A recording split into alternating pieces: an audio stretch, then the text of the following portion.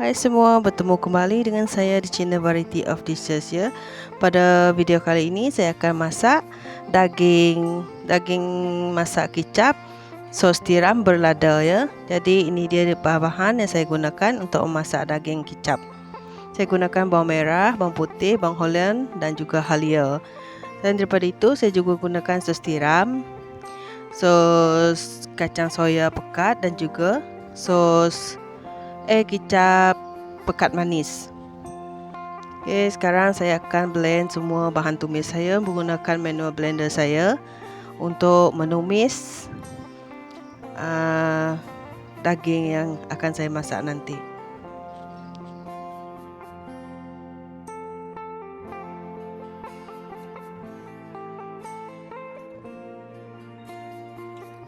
Oke, bahan tumis saya siap di blender ya. Oke, ini dia hasil bahan tumis saya yang saya blender tadi. Dan tidak tinggal juga 4 sekawan. Saya tak guna banyak, tak pakai banyak sangat sebab anak saya tak suka ya. Tapi untuk masak daging ni kita perlukan 4 sekawan. Sekarang saya panaskan kuali dan masukkan minyak. Setelah minyak panas, saya masukkan bahan tumis tadi dan juga 4 sekawan yang wajib untuk masak daging saya ni. Oke, kacau-kacau dulu bahan tadi, kacau sehingga bahan tumis nampak kekuningan dan masak ya. Sekarang bahan tumis saya sudah masak dan sudah naik bau. Setelah itu baru saya masukkan daging saya tadi. Ini dia daging saya. Kacau-kacau lagi daging itu sehingga sebati dengan bahan-bahan tumis yang telah ditumis tadi ya. Kacau sehingga daging ini mengeluarkan air ya. Nanti kita akan nampak daging ini akan ada airnya tersendiri keluar. Dan setelah di situ kita tengok. Sekarang saya akan masukkan sos tiram saya ya. Oops, hampir dah jatuh sendok saya ni. Kacau lagi sos tiram tadi. Kacau sehingga sebati dengan isi daging saya tadi ya. Kacau lagi sehingga setelah sebati, masukkan secukup rasa. Saya gunakan 1,5 sudu saja. Saya tak guna banyak sebab saya dah guna sos tiram tadi. Sos tiram tu masin ya. Dan nanti saya akan masukkan kicap juga. Sekarang saya masukkan kicap soya pekat untuk menghitamkan daging saya ni ya. Kicapnya juga sudah ada rasa masin, sebab tu saya tak guna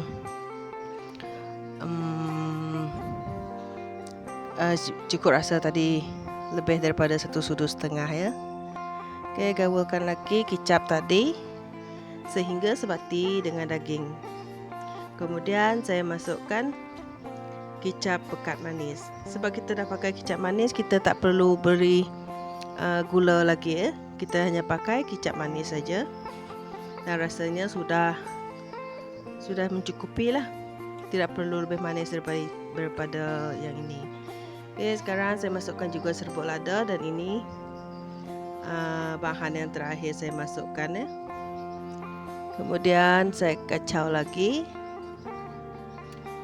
Kacau sehingga air yang keluar tadi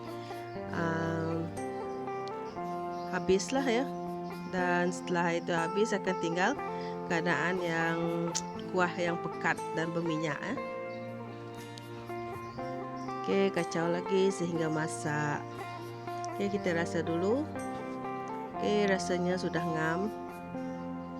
Tinggal sekarang kita kacau-kacau sehingga masak ya. Sekarang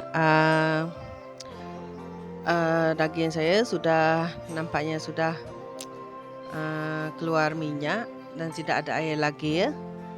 Tapi teruskan mengacau sehingga masak ya, sebab kita tak nak kuali kita hangus. Kalau kita tak kacau dah kemungkinan nanti akan hangus lah ya dekat tepi itu. Oke, kacau lagi, kacau lagi.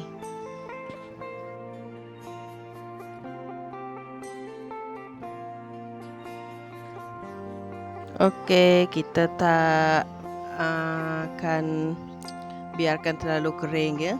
Kita akan buat dia macam ada kuah sedikit ya, yaitu minyak daging tadi yang telah keluar dari isi dia. Oke, daging masak kicap sos tiram berlada saya sudah masak. Kita padamkan api ya. Tada, ini dia hasilnya. Terima kasih kerana telah menonton video ini hingga ke penghujungnya ya. Terima kasih.